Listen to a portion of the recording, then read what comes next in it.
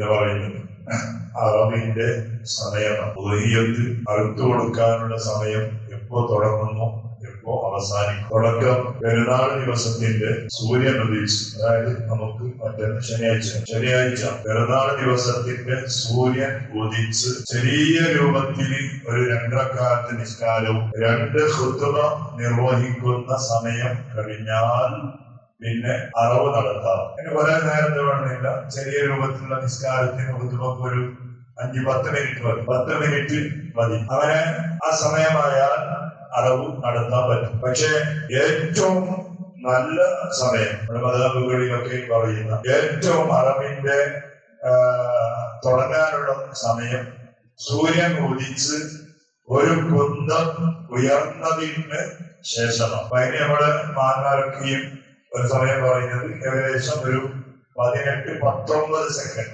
19 minute കഴിഞ്ഞാൽ 18 ചില്ലറയാണ് സൂക്ഷ്മതയ്ക്ക് വേണ്ടി. ഒരു 19 മിനിറ്റ് കഴിഞ്ഞാൽ പിന്നെ അറവിന്റെ സമയം തുടങ്ങി. നിസ്കരിക്കണോ ഒത്തുപോകണമെന്നല്ല, അതിനെ പറഞ്ഞതാണ്. നിസ്കാരം നിസ്കരിച്ചിട്ട് തന്നെ ഒത്തുപോകിട്ട് തന്നെ അപ്പൊ അറവ് നടത്തുന്ന ആള് അത് ചെയ്തിട്ട് തന്നെ ചെയ്യണമെന്നല്ല, അതിന് സമയം പറഞ്ഞു. ഇത്തരം സമയം കഴിഞ്ഞാൽ പിന്നെ അറവിന്റെ സമയം തുടങ്ങും. അങ്ങനെ തുടങ്ങിയാൽ പിന്നെ ആ സമയം അയ്യാമുൽ തശ്രീഖിന്റെ, അതായത് അയ്യാമുൽ തശ്രീഖ് എന്ന് പറഞ്ഞാൽ പെരുന്നാൾ കഴിഞ്ഞിട്ടുള്ള 3 ദിവസങ്ങൾക്കാണ് അയ്യാമുൽ തശ്രീഖ്. നമുക്ക് നോമ്പ് നോക്കുകയും ഹറാമായ ദിവസങ്ങളാണ്. പെരുന്നാൾ ദിവസം പറ്റൂല. അയ്യാമുൽ തശ്രീഖിന്റെ ദിവസങ്ങളിൽ എത്ര വലിയ സൂഫിയാണെങ്കിലും നോമ്പ് നോക്കൽ ഹറാമാണ്, നോമ്പ് നോക്കൽ പറ്റാത്ത ദിവസങ്ങളാണ്. അപ്പൊ ഈ അയ്യാമുൽ തശ്രീഖിന്റെ ദിവസത്തിന്റെ സൂര്യൻ അസ്തമിക്കുന്നത് വരെ അതിന്റെ സമയം. അസ്തമിക്കുന്നതിന് മുമ്പ് അറവ് നടത്തണം. ഇറച്ചി കൊടുക്കുന്നത് പിന്നെ ആയാലും പ്രശ്നം, ഇറച്ചി കൊടുക്കുന്നതിന് മകരിബിന് ശേഷമാണെങ്കിൽ പ്രശ്നമില്ല. പക്ഷെ അറവ് എന്നത് ആ മകരിബിന്റെ മുമ്പാക്കി അയ്യാമുൽ തശ്രീഖിന്റെ, അതായത് നമുക്ക് ഏതായാലും ചൊവ്വാഴ്ചന്റെ മകരിബ് വാക്കിന്റെ സമയത്തിന് മുമ്പായിട്ട് അറവ് നടത്തണം. ഇതാണ് ഉദ്ഹിയ്യത്തിന്റെ അറവിന്റെ സമയം, അറുക്കേണ്ട സമയം എത്രയാണ്. അതിന് മുമ്പ് അറുത്താലും പറ്റൂല, അതിന് ശേഷം അറുത്താലും പറ്റൂല. സുന്നത്തുൽ ഉലുഹിയ്യൊക്കെ കിട്ടും. ഉദ്ഹിയ്യത്തായിട്ടത് പിന്നെ പൂർത്തിയാവില്ല. അതാണ് ഉദ്ഹിയ്യത്തിന്റെ അറവിന്റെ സമയം. ഇനി ഉദ്ഹിയ്യത്ത് അറുത്തു കൊടുക്കേണ്ട മൃഗങ്ങൾ ഏതെല്ലാം? ഉദ്ഹിയ്യത്ത് അറുത്തു കൊടുക്കേണ്ട മൃഗങ്ങൾ പിന്നെ ഒന്ന് ഇവരാണ്, ഒട്ടകമാണ്, പിന്നെ ബക്കറാണ്, അപ്പുറത്ത് പശു എന്ന് പറഞ്ഞാൽ അതിനെല്ലാം വെട്ട്, എണ്ണ വെട്ട്, പോത്ത് വെട്ട്, പിന്നെ അതിന്റെ ക്വാളിറ്റിയിൽ വരുന്ന ഏതൊക്കെയുണ്ട് അതൊക്കെയും കിട്ടും. അതുപോലെ മറ്റൊന്ന് കോലാട്, പിന്നെ നെയ്യാട്. ആടാണ്. ആടിന് 2 ഐറ്റം ഉണ്ട്, ഒന്ന് കോലാട്, മറ്റൊന്ന് നെയ്യാട്. ഈ 3 ഐറ്റംസുകളാണ് ഉദ്ഹിയ്യത്ത് അറുത്തു കൊടുക്കേണ്ട മൃഗങ്ങൾ. ഇതല്ലാതെ വേറെ എന്ത് അറുത്തു കൊടുത്താൽ പറ്റും. കാട്ടിന് വലിയ പോത്തിട്ട് കാട്ടുപോത്ത് കിട്ടി, അതിനെ കൊടുത്തിട്ട് വിറ്റ് നമുക്ക് നല്ല ഇറച്ചല്ല, എന്തെങ്കിലും പാൽ കിട്ടുമല്ലോ, അതുകൊണ്ട് അല്ലെ അങ്ങനെ കിട്ടി അതിനെ അറുത്തു കൊടുത്താൽ അറവൊക്കെ നടത്തും, നമുക്ക് ഇറച്ചു കൊടുത്താൽ കൂലിയൊക്കെ കിട്ടും. പക്ഷെ ഉദ്ഹിയ്യത്താവില്ല. ഉദ്ഹിയ്യത്താവണമെങ്കിൽ ഈ 3 വിഭാഗത്തിൽപ്പെട്ട മൃഗങ്ങൾ തന്നെ ആയിരിക്കും. പോയി കൊടുത്താൽ പറ്റുമോ? ചില അഭിപ്രായം അങ്ങനെ പറഞ്ഞാണ്ട് പോയി കൊടുത്താൽ പറ്റും. പക്ഷെ നമ്മുടെ മദഹബുകളുടെ ഇമാമിങ്ങളിൽ ആരും അഭിപ്രായം പറഞ്ഞിട്ടില്ല. കാരണം കോഴി അങ്ങനെ കൊടുക്കാന്നുണ്ട്, പക്ഷെ അതിന്റെ ക്വാളിറ്റി ഒന്നും വിവരിച്ചതാക്കി കിട്ടാവില്ല. കോഴിക്ക് എത്ര വയസ്സാവണോ, ഏത് രൂപത്തിലുള്ള കോഴിയാവണോ, പക്ഷെ നമ്മൾ ഈ പ്രകാരം ഉണ്ടല്ല, അതിനൊക്കെ എല്ലാം വയസ്സുള്ളത് എങ്ങനത്തേതാവണം, അങ്ങനത്തേതായാൽ പറ്റൂല, എല്ലാം വിവരിച്ചിട്ടുണ്ട്. അപ്പൊ അതുകൊണ്ട് നമ്മളെ സ്വീകാര്യതയുള്ള മദഹബുകളിൽ പെട്ട അഭിപ്രായങ്ങളൊന്നും അല്ല ഇത് കോഴിന്റെ വിഷയം. ഇതോടെ നമ്മളത് കൊടുക്കുന്നില്ല. പിന്നെ ഒട്ടകം, ആദ്യമായിട്ട് പറഞ്ഞ ഒട്ടകം നമ്മുടെ നാട്ടിലില്ല. ഏതായാലും ഒട്ടകം ഒരാൾക്ക് കൊടുക്കുന്നുണ്ടെങ്കിൽ അതിന് 5 വയസ്സ് പൂർത്തിയായിട്ട് 6ാമത്തെ വയസ്സിലേക്ക് കടന്ന ഒട്ടകമാവണം. 5 ഫുള്ളായിട്ട് 6ാമത്തെ വയസ്സിലേക്ക് കടന്ന ഒട്ടകമായിരിക്കണം നമ്മളെ ഇതിന്റെ ക്വാളിഫിക്കേഷൻ. ഇത് ഉദ്ഹിയ്യത്തിന് പറ്റുന്ന ഒട്ടകം നമ്മളെ നാട്ടിലില്ലാത്തതുകൊണ്ട് നമുക്ക് ചർച്ച ചെയ്യേണ്ട ആവശ്യം. പിന്നെ രണ്ടാമത് പറഞ്ഞത് ബക്കറാണ്. ബക്കറിന് പശു എല്ലാം പെട്ട്, ഇറങ്ങം പെട്ട്, പോത്തും പെട്ട്, പിന്നെ മൂരിയും പെട്ട്, പയ്യും പെട്ട്, എല്ലാം പെട്ട്. പക്ഷെ ഇതെല്ലാം പറയുന്നത് ഏത് രൂപത്തിലുള്ളതാകണം എന്നതിന് ശേഷം പറയുന്നു. അപ്പോ ഈ പശു അത് ഉദ്ഹിയ്യത്ത് അറുത്തു കൊടുക്കണമെങ്കിൽ 2 വയസ്സ് പൂർത്തിയായിട്ട് 3ാമത്തെ വയസ്സിലേക്ക് കടന്നതോ.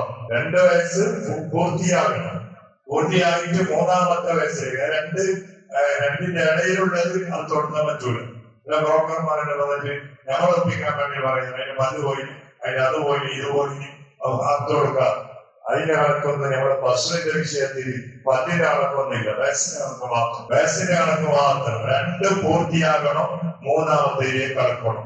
ആ കണക്കാത്ത ഒരു മുറിയോ ഒരു പൂത്തോ ഞങ്ങൾ അർത്ഥം കൊടുത്താൽ അത് ഉയർത്തായിട്ട് കെട്ടുകൊടുക്കില്ല. അതിന് കറക്റ്റായിട്ട് വയസ്സ് ഇസ്ലാം പറഞ്ഞിട്ടുണ്ട്, ആ രൂപത്തിലുള്ള തന്നെ ആവണം. അപ്പൊ അത് ഞമ്മ വാങ്ങുമ്പോ പ്രത്യേകമായിട്ട് അതിന് വിശ്വസ്തരായ ആളുകൾ പറഞ്ഞത് പിന്നെ ഞമ്മ അവരുടെ പരിചയമൊക്കെ വിശ്വസ്തരാണ്. ബ്രോക്കർമാർ പലതും പറയും, പറഞ്ഞു അത് ബ്രോക്കർ തന്നത് അതിന് പല്ല് പോയിട്ട് അതിന് അത് പോയിട്ട് ഇത് പോയിട്ട് മറ്റോ ബ്രോക്കർ പറഞ്ഞിട്ടുണ്ട്. അതിനെ കുറിച്ച് അറിയുന്ന ബ്രോക്കറാണ് എല്ലാം പറഞ്ഞു അവരെ ഒപ്പിക്കാൻ വേണ്ടിയിട്ട്.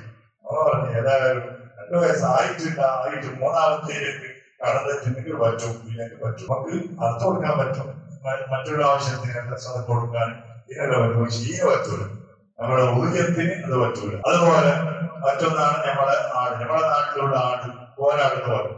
ആടില് പെട്ടതാണ് നമ്മുടെ ഈ കുരി ഇതുണ്ട്, ചെമ്മരിയാടെന്ന് പറയുന്നത് ആട്. നമ്മുടെ നാട്ടിൽ കാണുന്ന ആടുകൾ അതും അർത്ഥം കൊടുക്കണമെങ്കിൽ അതിന് 2 വയസ്സ് കഴിഞ്ഞിട്ട് 3ാമത്തെ വയസ്സിലേക്ക് കടന്ന ആടാണ്. 2 ഫുള്ളാകണം, 2 ആയിട്ട് 3. പശുവിന്റെയും നമ്മുടെ നാട്ടിലുള്ള ആടിന്റെ വയസ്സെല്ലാം ഏകദേശം തന്നെ. മറ്റൊരാടുണ്ട് നെയ്യാടെന്ന് പറഞ്ഞു, അത് നമ്മുടെ നാട്ടിലില്ല. ഇന്ത്യയിൽ പല ഭാഗത്ത് UP-ലെല്ലാം ഉണ്ട് എന്നാണ് പറയുന്നത്. നമ്മുടെ കേരളത്തില് കർണാടകത്തിലെല്ലാം കാണാത്തവരാണ് നെയ്യാട്.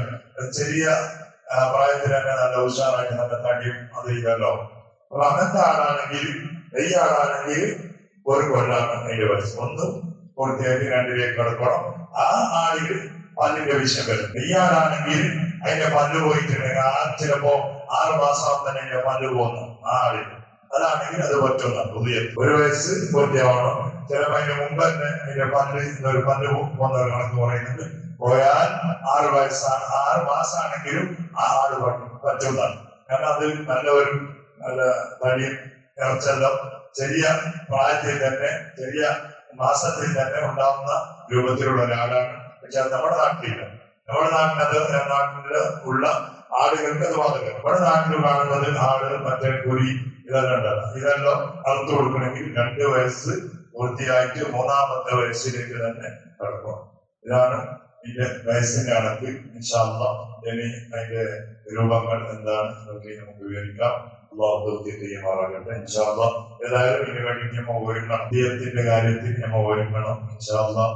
നിയത്ത് ചെയ്താൽ, തവക്കുൽ ചെയ്താൽ, അങ്ങനത്തെ ഒരു കരുത്ത് നമ്മുടെ മനസ്സിലുണ്ടായി. നമ്മുടെ ജീവിതത്തിൽ വരുന്ന അപകടങ്ങൾ, മുസീബത്തുകൾ, ഇന്നലെ ചെറുപ്പക്കാരൻ വെച്ച് ചെറിയ ചെറുപ്പക്കാരൻ അപകടത്തിൽപ്പെട്ട് മരിച്ചുപോയ വിവരം കേട്ട് അള്ളാഹു പൊരുത്തു കൊടുക്കട്ടെ. സ്വയം ആണെന്ന് പേരിന് തോന്നുന്നു അള്ളാഹു പൊരുത്തു കൊടുക്കുമാറാകണം. അങ്ങനെ എപ്പോഴും അപകടങ്ങളും മുസീബത്തുകളൊക്കെ നടക്കുമ്പോൾ പിന്നെ അതൊക്കെ തടുക്കാൻ കാരണമാണ് ഇത് നമ്മുടെ ഉദിയത്തൊക്കെ. ഖുർആൻ പറഞ്ഞത്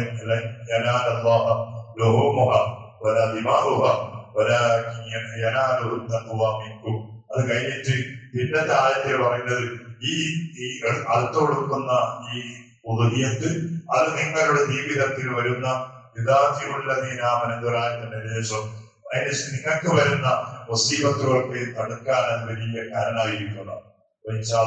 ചെറിയ ഒരു പൈസ ചെലവഴിച്ചാൽ വലിയ അപകടങ്ങളിൽ നിന്ന് നമുക്ക് സലാമത്താവാൻ കഴിയും. അള്ളാഹു നമ്മെ സലാമത്താക്കുമാറാകട്ടെ. പരിപൂർണമായ രൂപത്തിൽ അള്ളാഹു പൊരുത്തപ്പെടുന്ന ഉദിയത്തുകൾ ജീവിതത്തിൽ ഒരുപാട് തവണ കൊടുക്കാനും അതുകൊണ്ട് ആഖിറത്തിൽ സന്തോഷിക്കാനും നമുക്ക് നമ്മുടെ കുടുംബങ്ങൾക്കും ഞങ്ങളുമായി ബന്ധപ്പെടുന്ന എല്ലാവർക്കും നീ തൗഫീഖ് നൽകണേ അല്ലാഹ്. ഇന്നുവരെ ഞങ്ങൾ കൊടുത്ത ആ അറിവുകൾ നീ കബൂലാക്കണേ അല്ലാഹ്. റബ്ബേ, കൊടുക്കാനുള്ള തൗഫീഖ് ഞങ്ങൾക്ക് നീ നൽകണേ അല്ലാഹ്. പരിശുദ്ധമായ ഹജ്ജിന് വേണ്ടി പോയ നമ്മുടെ നാട്ടിലുള്ള ഹാജിമാർ, നമ്മുടെ കുടുംബക്കാർ, നമ്മുടെ പരിസര നാട്ടുകാർ, ഞങ്ങളുമായി വസിയ്യത്ത് ചെയ്ത ഒരുപാട് ഹാജികൾക്ക് വളച്ചോനെ ആഫിയത്ത് നൽകണേ അല്ലാഹ്. വളച്ചോനെ, ഇന്നലെ ഒരാൾ ഹജ്ജിന് വേണ്ടി പോയ ഒരാൾ മെസ്സേജ് സാധ്യത നടക്കാൻ പോലും പറ്റുന്നില്ല, അത്രയും ലക്ഷങ്ങൾ തടിച്ചുകൂടിയിട്ടുണ്ട്. വളച്ചോനെ അല്ലാഹുവേ, എത്ര ലക്ഷങ്ങൾ വിരുന്നുകാർ അവിടെ നീ ഒരുമിച്ച് കൂടിയാലും അവരെ നീ ഏറ്റെടുക്കണേ അല്ലാഹ്. ഒരു ആരോഗ്യത്തിന്റെ ഒരു പ്രശ്നവും നീ കൊടുക്കണേ അല്ലാഹ്. തിരക്കിൽ അവരെ നീ പെടുത്തല്ലേ അല്ലാഹ്.